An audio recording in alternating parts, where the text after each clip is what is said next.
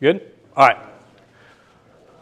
First off, y'all, thank you for being here. I'm excited to be here, and I feel like y'all are here for 3 reasons, all right? The first reason, obviously, to have some of the best Italian food outside of Rome, the chicken parmesan. The second reason is to network with each other, to meet some people in this industry, which I think that's what I built my business on, is connecting people in this industry. Connecting people more than a transactional level, more of a personal level, to actually a relationship-based thing. The third thing I think we're here to gather is kind of go over some common sense. What may be common sense may not be common application, all right? So the things I want to discuss today that I hope that you take away from is, is it a clicker thing? All right, how to survive and thrive in today's market, all right? That's a tricky subject to cover in 30 minutes to 45 minutes. I'm not sure how long we got, probably about 30 minutes. And then we'll kind of open it up for some questions if y'all want. But yeah, first off, Gabe, thank you for having me. I appreciate this. What an awesome kickoff, great turnout, great seeing some friends in the audience, meeting some new friends, and hearing about everything that's going on. But at the end of the day, I've been in this industry for 20 years. I started off sorting mail at Noble Drilling, worked offshore, went to Saudi Arabia, got in sales. And one thing that I'm seeing now that I'm curious if y'all see this too, is that the industry right now is changing much more rapidly than ever before. Before, kind of things fluctuated based on pretty much commodity prices, OPEC, things like that. Right now, there's a lot of different things happening, rapid changes in our industry that's happening. And honestly, a lot of times it's very difficult to have that sense of control, right? A lot of things are spinning, a lot of things are kind of spiraling. And it's very difficult to kind of maintain control of not just kind of our career paths, but also our personal paths, right? I think a lot of times we've been in, whether it's jobs or positions and roles, for years at a time. How often do we actually look to ourselves to improve our skill sets, right? We all know we need an elevator pitch, but are we really practicing our elevator pitch? We all know that we have to have conversations that aren't transactional, but do we know how to do that? So in reality, there's a lot to cover here, but at the end of the day, whether you're an operator, whether you're a vendor, whether you're a tech, it doesn't matter. What we're going to go over today is skill sets, not just to help you in your current career path, but also on a personal level as well with your personal relationship. So there's a lot to go over, but I think we need to provide a little bit of context on what's happening right now. So first off, we all understand M&A right now in this industry is insane, right? I don't know the numbers, but it's we've had a couple conversations about it, but mergers and acquisitions are still happening. Now, good and bad. Good if you're on the winning side, bad if you're on the losing side. Whether it's losing work because the company you're actually servicing has been acquired and that job's, all that works out the window, or whether you're an operator and you find yourself on the other side of synergies, right? So there's a lot of things here right now with the mergers and acquisitions, and that's continuing to happen, okay? So that's number one. All right, this doesn't include geopolitical stuff, all right, whether it's OPEC or tariffs or anything like that, but this is just kind of providing context on what's happening, all right? Talent shifts, layoffs, and a younger workforce. How many people have been in this industry for such a long time? It's like, now I can't connect to the younger group, right? To these kids, right? So there's a shift right now. And the thing is, though, it's not an age shift. I truly believe that it's a shift in how we communicate. Right now, how we communicate is all emails. It's all text messages. It's all 7% of how humans interact. That's how the majority of our communication right now, which is words, okay? Is that effective? Is that getting the job done? Is the younger generation, the kids out there, are they comfortable with having conversations and meeting people? I was driving by my daughter's, I was trying to pick up my daughter from her other home, and I passed this bus stop. I remember growing up bus stop, at the bus stop, you're hanging out, meeting new friends, getting picked on by neighbors, throwing rocks at trees, not cars, but, just doing stuff, you know what I mean? Every student that was there, they were on their phone, and they were kind of had like the men's urinal thing. There was space between everyone, and they're all on their phones. I get it. I understand technology's here, but at the same time, I always tell my daughter, she's like, I always talk to everyone. If you're not communicating with people on a personal level, if you're on your phone, how effective are we as individuals, as leaders, as salespeople, as managers, all right? So layoffs, we're all seeing layoffs right now. Major operators, and this is on the service side, operators right now, run the numbers from percentages to numbers and all that stuff. It's about 21,000 operators going to be let go, have gotten let go or will be let go. So what does that mean for the workforce? What does that mean for the opportunity? All right, capital discipline, we all understand this. Capital discipline is very difficult in our industry. So when there ever is tough times to get capital in, people make more risk-adverse decisions, right? People less want to try new technology, try new vendors out, try new things out, okay? Because a lot of times mistakes, you get a target on your back right now. People don't want to raise their heads up. They don't want to think outside the box, all right? Another thing that I'm saying, and again, I'm using blanket statements. My wife would say, don't do that, but just bear with me here. All right, I'm talking to a group of people I've never talked to, a little bit nervous, so go with me here. All right, technology and automation driving change. One thing is certain, that we all understand that AI is here, okay? We all understand that AI is changing jobs. It's going to be replacing jobs. Automation's here. Automation's changing jobs.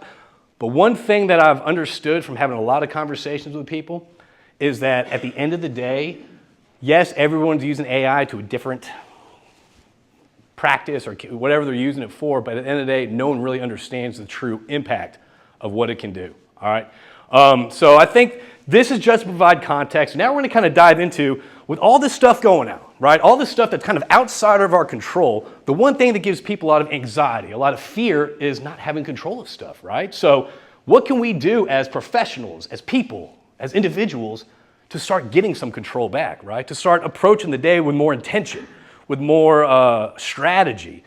Because I think gone are the days of the old school kind of, whether it's engineering work, whether it's sales, whatever it is, gone are the days of how we used to do things. If you aren't adapting, if you're not evolving, you will be left behind. And this is one of those things, and again, I advise, this is one of those things where it's like, oh, well, I'll just change when I need to change, or I'll work on that skill set when I need to work on, or, oh, I'll start my network. A lot of people build their networks when they need a job. When you're building your network and you need a job, you are behind the times. I always say the best time to plant a garden is when you're not starving, right? When you're not famished, not when you need the nutrients. The best time to plant is like what you're doing right now today, is being here, meeting people, all right? So this is kind of my takeaway on, what's some good tools for y'all to use in y'all's toolbox, to put in y'all's toolbox. And I was thinking, look, these aren't sledgehammers, to knock down walls. These aren't things to redesign anything. But at the end of the day, these are simple things that these are tools that we can put in ourselves, okay? Whether it's how we approach people, whether it's how we approach customers, managers, spouses, people we may disagree with. This is from, and all this stuff is kind of boiled down. I host another thing that I do. I host operator mastermind roundtable discussions, okay? And from our discussions, from talking to industry leaders, from my seminars, from training, from listening to podcasts and talking to other industry leaders, it kind of boils down to a couple key things. And I don't care if you're on the service side, I don't care if you're an operator, I don't care if you're on the tech side. These 4 things, and obviously there's obviously more too, but these 4 things I think is important, okay? I believe that's important based on conversations I've had. And the first thing is communication. How are we communicating with people? When we're at networking events, is it a transactional conversation? How do we start off most conversations? Hey, how you doing? Right? How far does that get you? Does that open up conversations or shut things down? As we evolve and communicate with emails, with text messages, with memes, right? How are we actually working on our skill sets to communicate effectively to our team? A lot of times, this is one of those things where I go to universities and I talk to them about how to communicate, job interviews, career fairs and stuff like that. And one of the key things is, how do you look people? You gotta look people in the eye. That's common knowledge, right? Everyone knows you gotta look someone in the eye when you're talking to them, right? But it's not common application. So communication. A lot of people, I know how to communicate. I speak English. I communicate all the time, right? That's not necessarily true. Communication is more listening, more active listening, making the other person feel important. It's being interested, not interesting. Not think about, okay, what story do I have to top this? But not only that, as we do adapt and evolve to Teams meetings, Zooms, and stuff like that, non-face-to-face communications, are we working on our skill sets? If you're a manager, are you communicating to your team effectively? Communication has changed. I remember starting off in the Oilfield in 2005, it was do as I say, rule with an iron fist.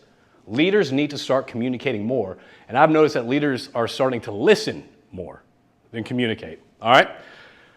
Work on your communication, whether you're in front of a customer, whether you're in front of your team, whether you're in front of your manager. Keep it clear, Keep your message clear, concise, to the point, and kind of like a fifth grader. I think a lot of times in the industry we get lost in the jargon of everything, such as, oh, AI computing, cloud-based, we're a disruptor, efficiencies and all that stuff. But what does that actually mean? When you say, hey, our product, best service, what does that actually mean? Oh, we increase efficiencies. How is that important to me? So it really is breaking down your message kind of at a fifth grade level and speaking directly to your target audience, not getting rid of the industry jargon. Another thing I believe, and this isn't just something that, I started a company 3.5 years ago. It's a building company. I bridge people together and I build people up, okay? Networking to me, I've seen a huge downfall in our industry networking since about 2015. It was the Friday after Thanksgiving, and it was after OPEC made their announcement. Relationships got off the table and transactions came down to it, right? A lot of transactional conversations. Hey, when you picking this up, could we submit lowest price? Yada, yada, yada. Operators stopped going out. It got kind of redundant. Operators became chum in the water when they started going to networking events, right? Hey, when you picking up this rig? When you getting this fleet? Could I say, hey, I emailed you, could we do lunch? So after a while, network could start drying up, right? Eventually, we start going to the same group settings, the same networking events, and not really diving in. For me, I don't care if you're trying to find your next job. I don't care if you're trying to find your next customer. I don't care, whatever it is.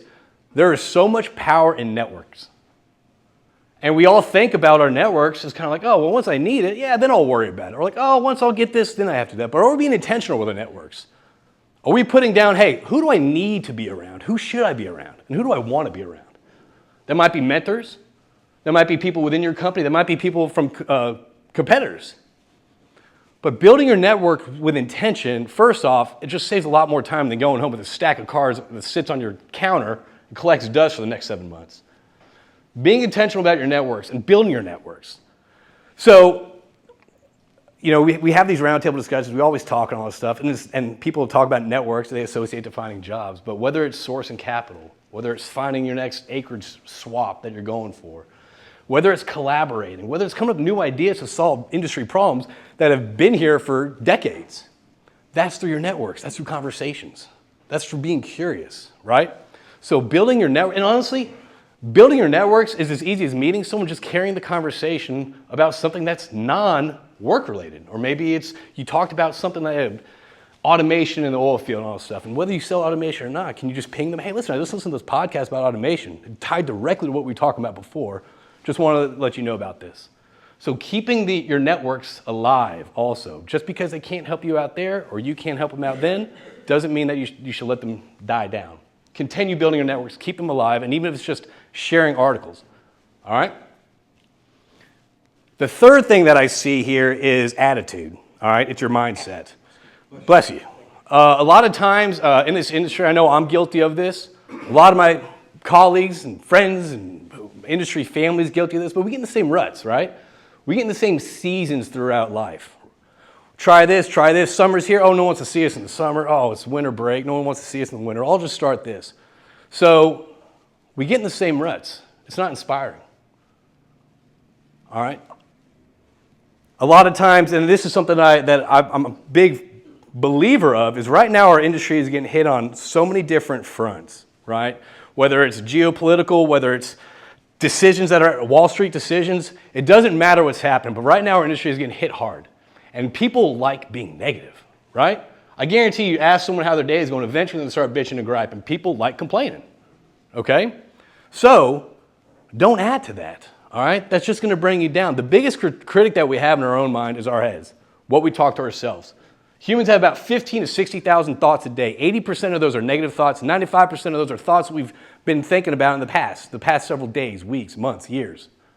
You're not going to get this sale. No one wants to talk to you. I'm never going to get this position. I want that role, but I'm not going to get that, right? We're our own worst critics. So before you walk into a customer's office, before you walk in your manager's office to discuss whatever it is, what are you telling yourselves? Are you saying, hey, I'm not going to go get this work. I'm not going to get this job. I'm not going to get that raise. What type of energy do you think you're going to walk into that room with? Probably pretty down. And you'll probably be expecting failure. Oh, that'd be great to get this, but I don't think I am. What kind of energy are you walking out with? What kind of expectations are you setting for yourself? We need to differentiate ourselves with not just how we talk to ourselves internally but also how we approach the day. I find, I wake up, as a solopreneur trying to figure this stuff out for 3.5 years, I wake up with as a lot of people, I got to do this. Oh, this isn't going to work out. I can't do this, right? If you stop yourself and take some time for yourself and start setting intentions. Hey, I got this. I can do this. I'm going to do this. I'm going to go out there. I'm going to crush. I'm going to go get that sale. I'm going to go talk to Zach. It's going to be a great meeting, right? That's a different energy that you have walking in that meeting, conversing with someone, than if you don't even bet on yourself. So if you're not betting on yourself and you're not loving what you do, find something you love what you do. That'll differentiate yourself in your eyes and also the eyes of your target audience. I'm not going to use customer because there's a lot of different people in the industry here, but it's going to differentiate yourself in your eyes and also the eyes of your target audience. So being adaptable, you have to be adaptable right now. How much is AI this, AI that, AI this? If you're waiting for the tides to change before you kind of leap in, it's a little bit too late. Start learning this stuff now. I often challenge people when it comes to like AI, do something with AI with your workforce, understand a little bit. You don't have to implement whatever Cord is doing or Conoco is doing, but if you incorporate that, you'll understand a little bit more. Be coachable. I've been in this industry 20 years. I feel like today I know less than I knew when I first started. All right, why is that? Because there's a lot to this industry we don't know.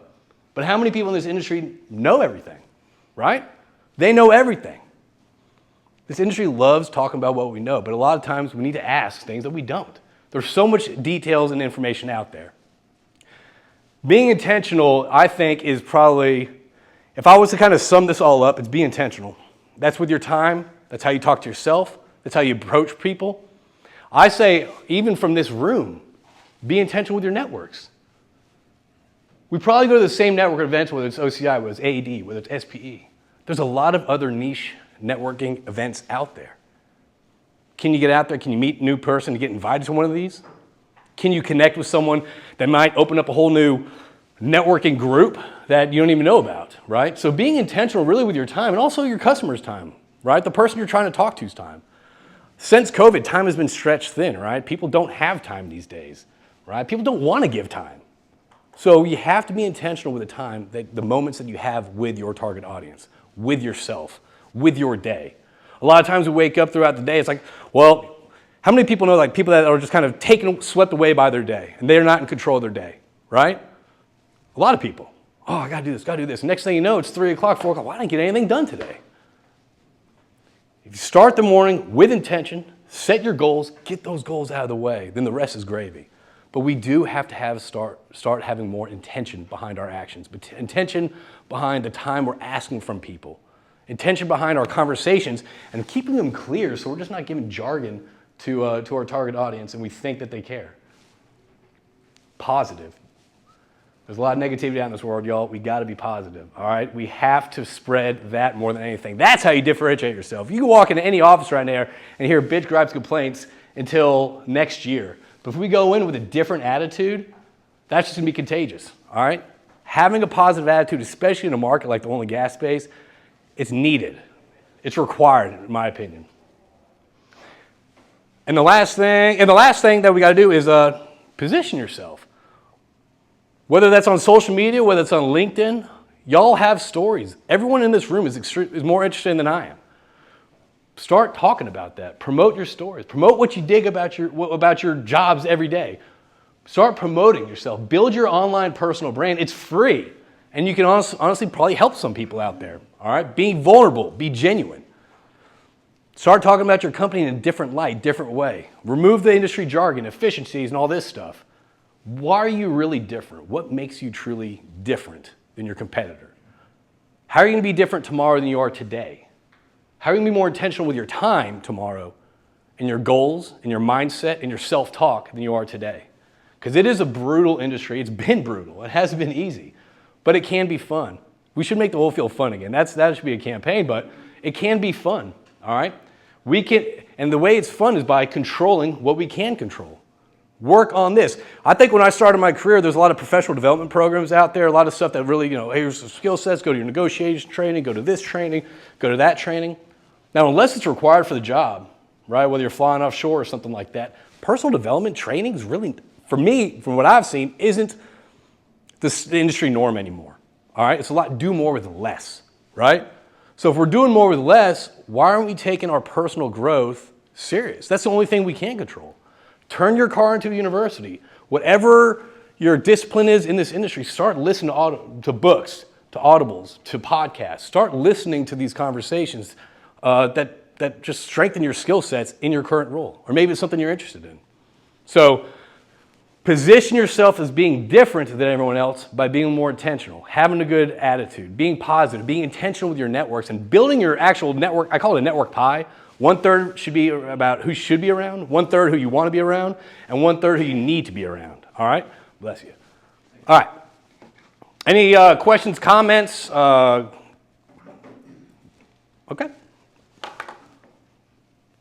I think we kind of talked about this a little bit, and we go to the next slide a little bit, but hey, communication at the end of the day, that's what separates people apart. You can be an engineer, you can be a 10-10 engineer, right? You can have a 10-10 product that changes and revolutionizes the industry, the world, right? But if your communication skills are 3 out of 10, where do you think you're going to stop at? What do you think your ceiling's going to be? 10 out of 10 or 3? Probably down here, right? And honestly, communication skills is exactly that. It's a skill set. It's like playing golf, playing tennis, riding a bike. It's a skill that can be practiced, learned, practiced, and mastered, right? So let's work on our communication skills. That's what's going to really drive us across, whether it's how we connect with our target audience, influence people to make a decision, or just connect with people that need it. I think I saw something that was like, back in the 80s, like the average adult had like 3 to 6 good friends they can call on the phone and talk to. Does anyone know that number right now? Adults, on average, good friends they can call on the phone that they're comfortable talking to? Less than 1. 0 to 1. 0 to 1. Yeah. That was impactful. No, think about that. 0 to 1. So who are we connecting with and how are we connecting with them? There's a lot of people out there going through similar struggles, facing similar times in their life. Once you connect with that, once you start communicating that on that level, then you have someone that, for me, just enriches your life. Whether you can help them, they can help you, whatever that looks like. I used to call them frustomers. I remember I was getting divorced and I was in court and the attorney was like, "You're going with frustomers." And the judge was like, "Wait, what's a frustomer?" I was like, "Oh, it's a friend that's a customer." He's like, "All right, nice, continue." Turn people into friends. We need more friends in this world. We got to get past doing one person that we can pick them and call, right? When you are communicating, I need to take this into account. Speak clearly. Speak like a 5th grader, all right? Don't get lost in industry jargon. This is more for, actually no, this is applicable to everyone.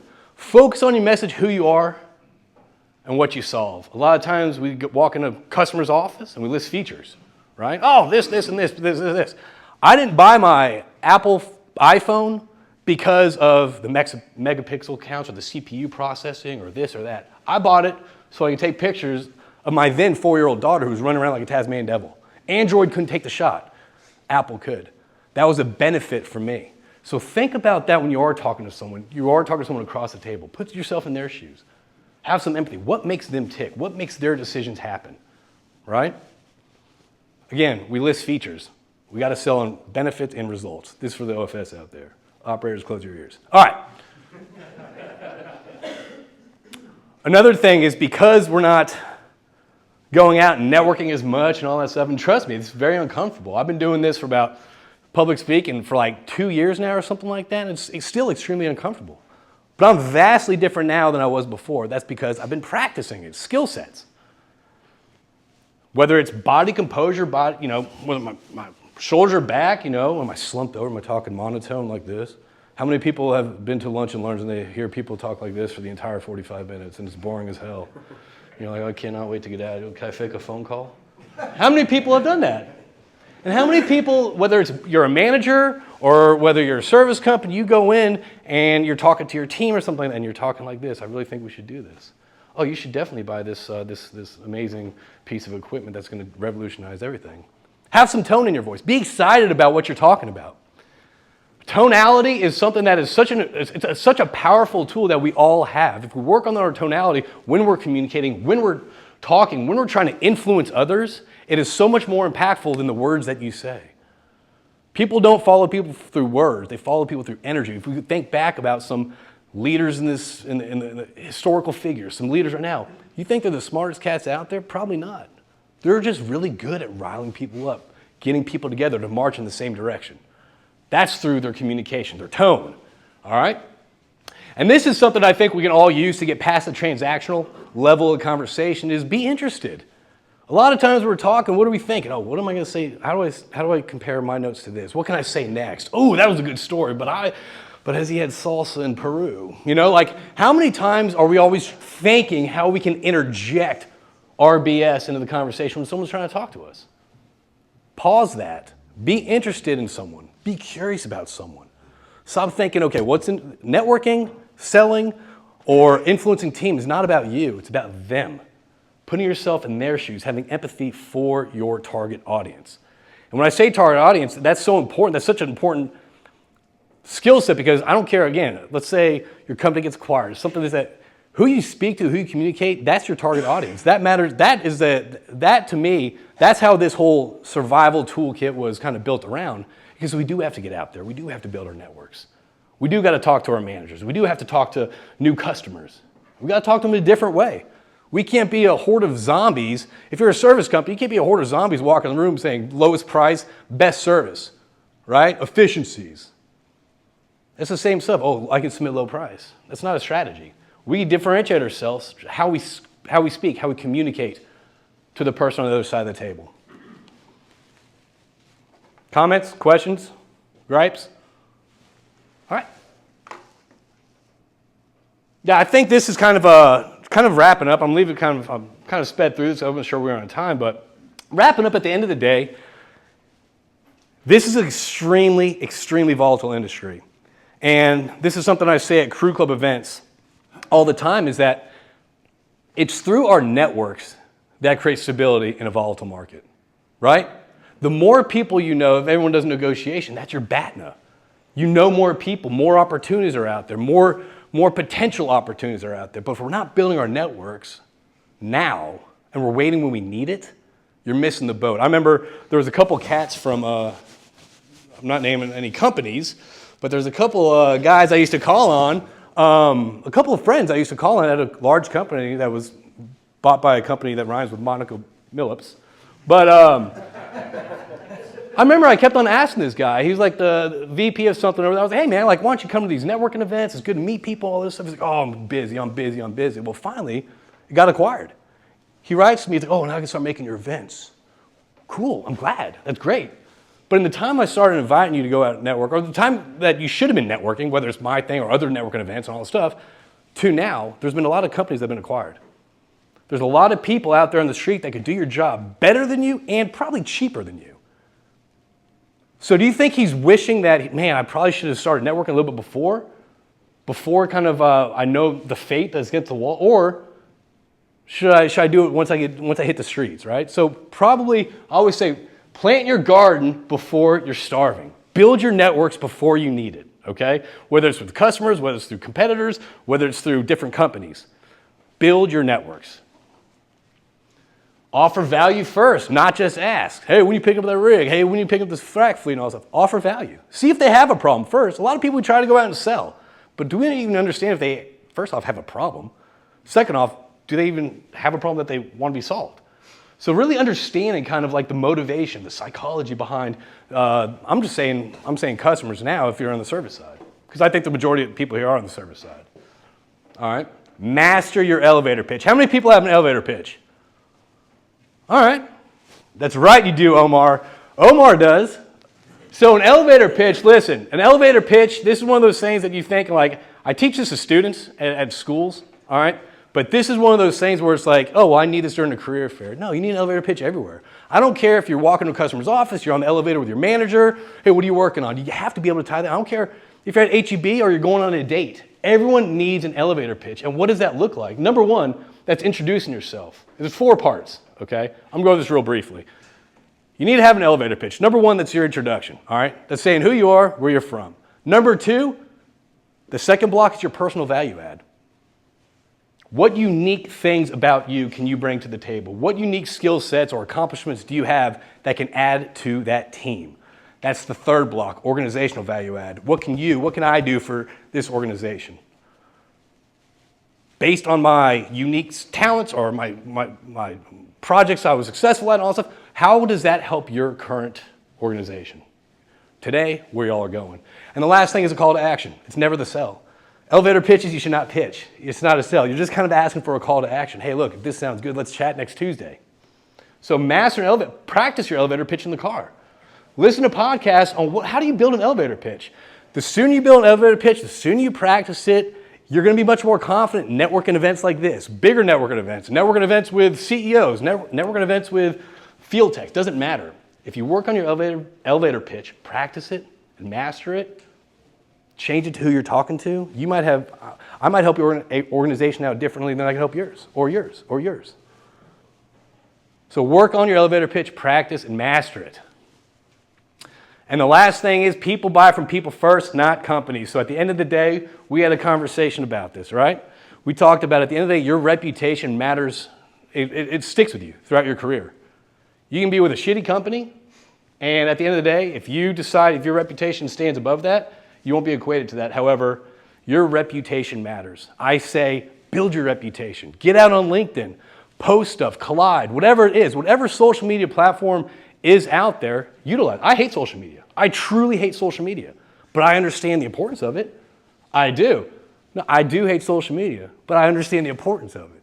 But at the end of the day, it's a free thing that y'all can get out there and connect with people for free. So listen, at the end of it's very challenging times right now in this industry. There's a lot of different forces kind of working against this industry, whether it's company-wise or industry-wise. But if we're a little more if we have more intention as we go about the day, as we go about our routines, how we communicate with our customers, the time that we have in front of the people that we have, and not just wasting it, making it strategic, making it valuable. I think that through networks, communication, attitude, and really adapting to the times that we're in, that is, to me, those are some tools that you can use for your own personal tool set. And this is one of those things where it's not like you have to walk out there and do monumentous change. Like, I'm a new person. No.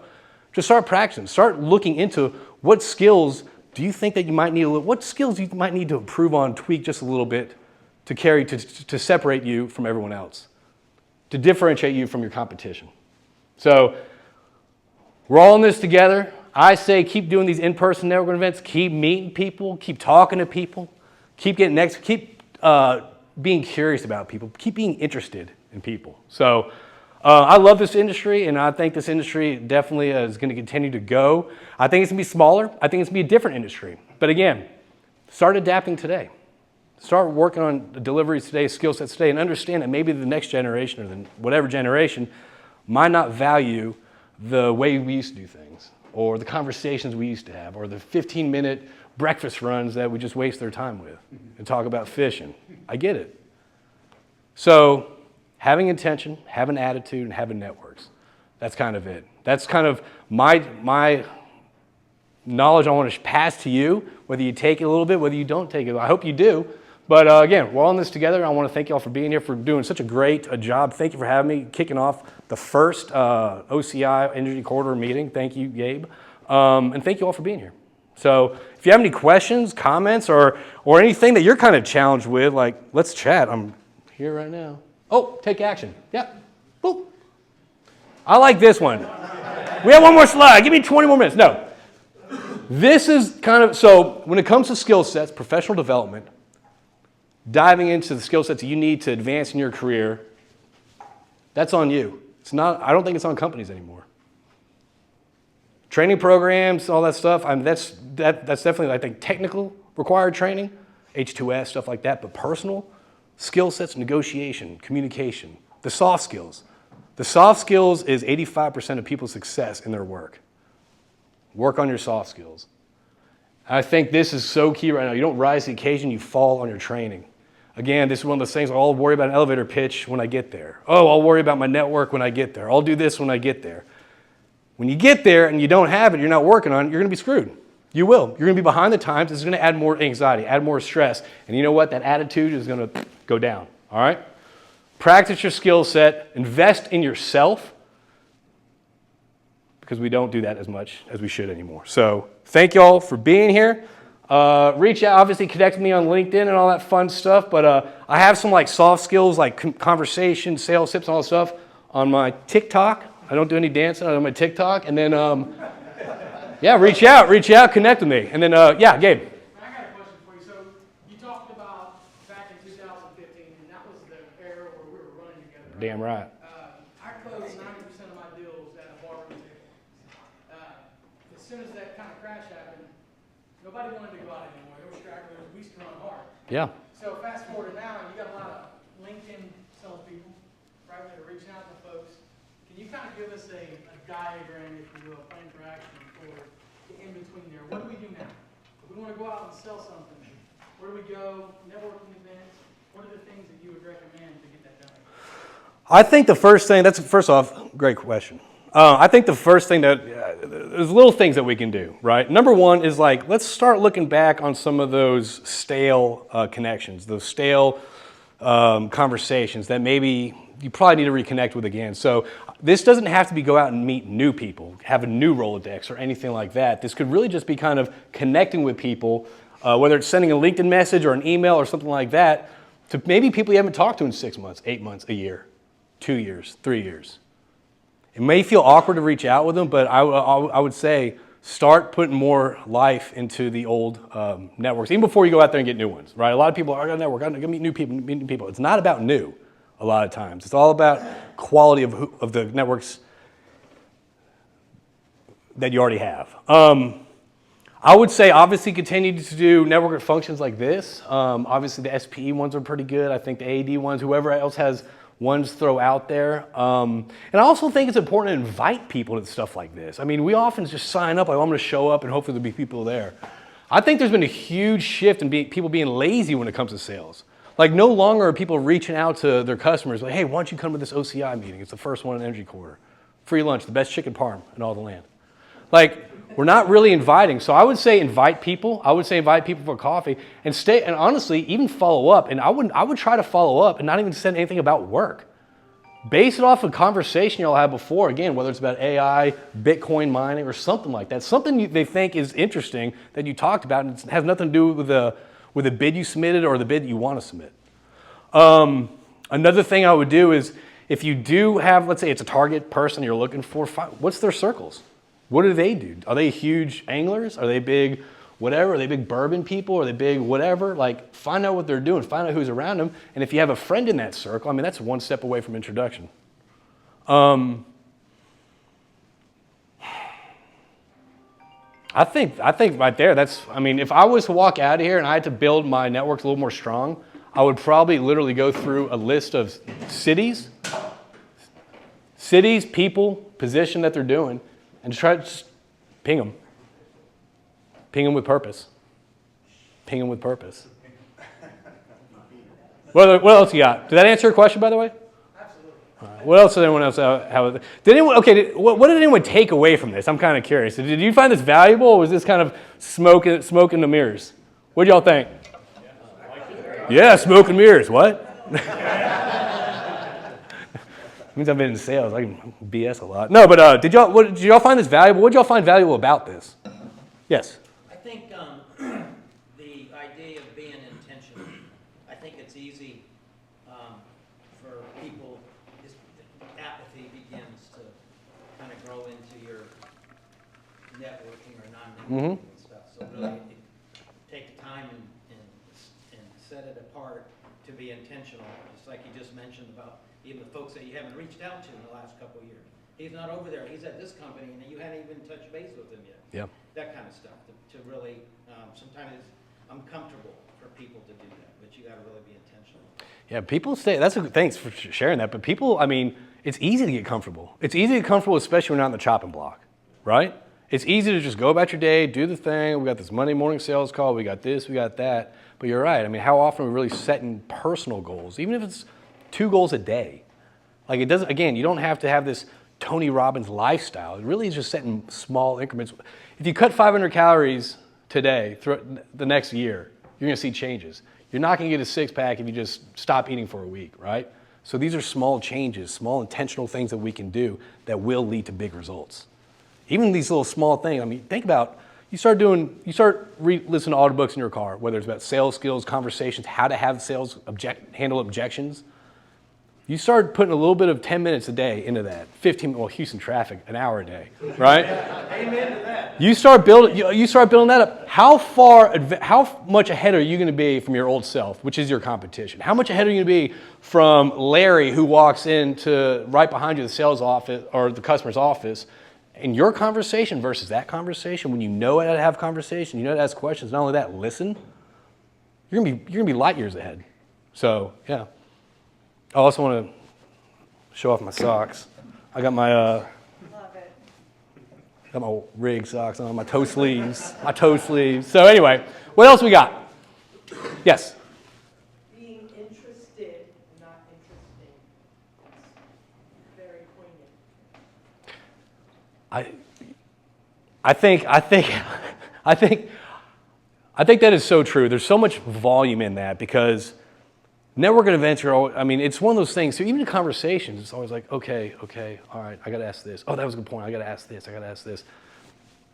The best thing to say in a conversation is being present, and you're going to know what to say at the end of the day. You don't have to think about it. You don't have to have a great, thoughtful response. If you're engaged in the conversation, and honestly, y'all, I am going to say this. Can I borrow this real quick? I'm not going to go through or look at any pictures. Okay, all right.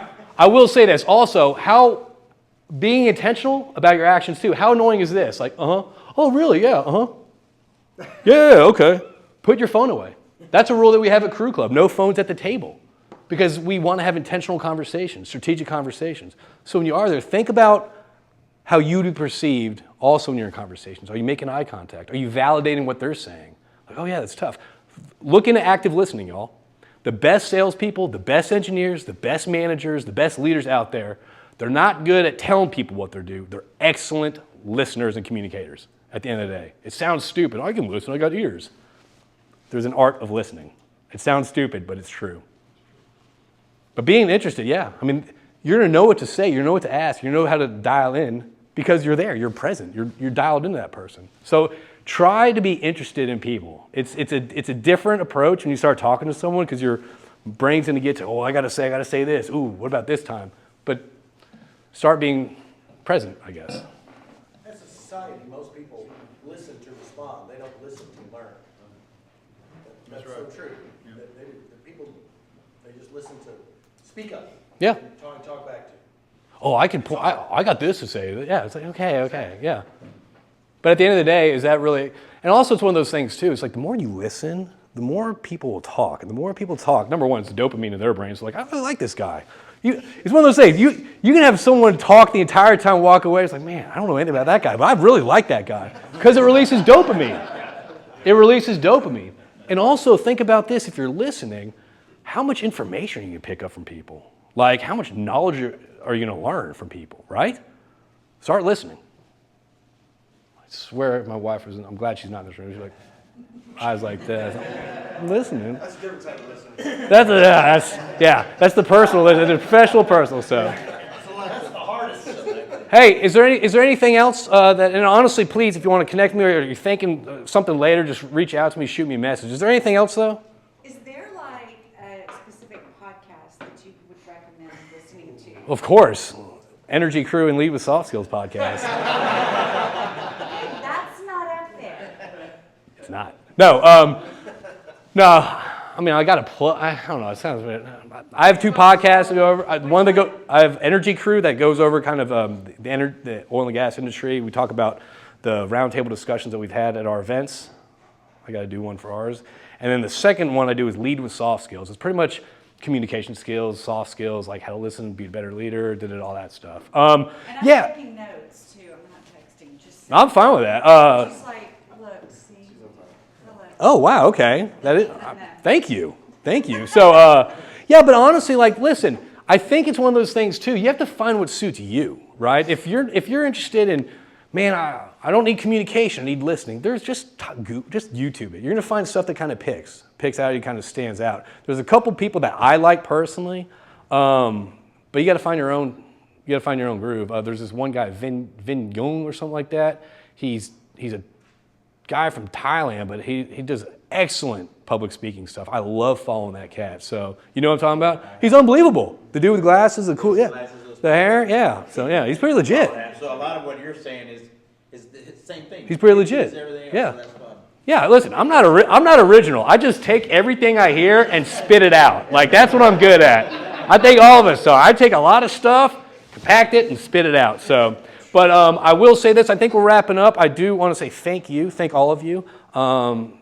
Be positive. Keep the conversations going. Build your network. Be kind. Be intentional. And the last thing, I just want to say, I do want to get a picture of the group before. Yeah, well, that's part of it. Thank y'all. That's all part of it. Hey, Sorry, I want to give you the stage. I want to give you the stage, brother. So we always try to do something for our speakers. Here's a gift card. Hey now. A little bit of gas money since I just got a Tesla. Don't need it. I did. Saturday. I love it. I'll tell you, I America. want to be like this guy when I grow up. It's a good story. We'll see. Wayne, you want to come up here and pray us out? Yeah, let's go ahead and let's spin it real. So instead of I love that guy. You got him. God, he's good. He's good.